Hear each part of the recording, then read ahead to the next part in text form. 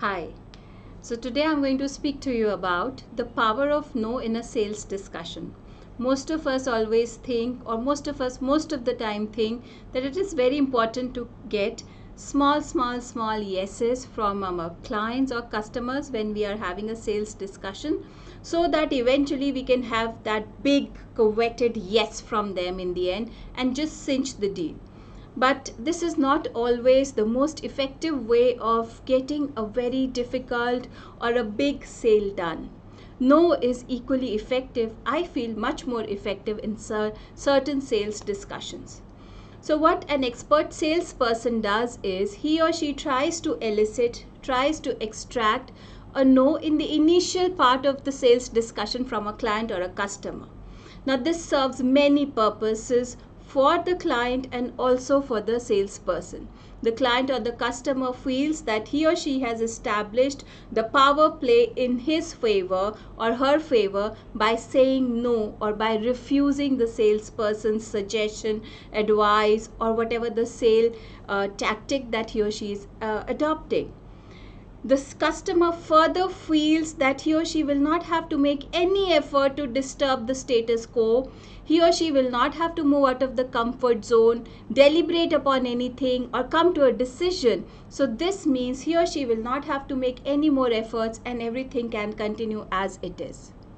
Also, sometimes the customer says no to buy time. He or she cannot afford that product or that service at that time.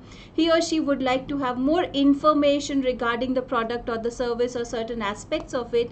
Or sometimes he or she wants to discuss this sale, wants to discuss this very important purchase with someone else, someone whom he or she relies upon. An expert salesman or an expert salesperson is able to gauge these kind of hidden requirements of the customer when a no is said in the initial part of the discussion.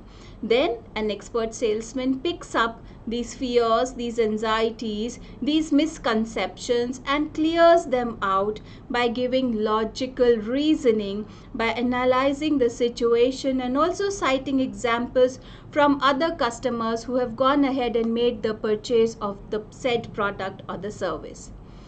What the salesperson can also do is, if a client or a customer is becoming very aggressive, is rising up to that frenzy of being very antagonistic in the discussion, the salesperson should allow the customer to reach that pinnacle of anger and immensely aggressive behavior, because from there the customer has only one course of action, and that is to come down and calm down eventually.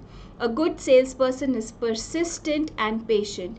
He or she does not give up and stays in the game and addresses the fears and addresses the challenges or the hesitations that the customer has and eventually cinches the deal. So the no in a sales discussion is not the end of the discussion, rather it is the beginning of the discussion.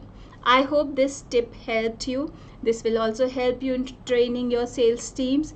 To read more about this concept of this power of no in a sales discussion, go to my blog. I have shared the link in the description. Thank you.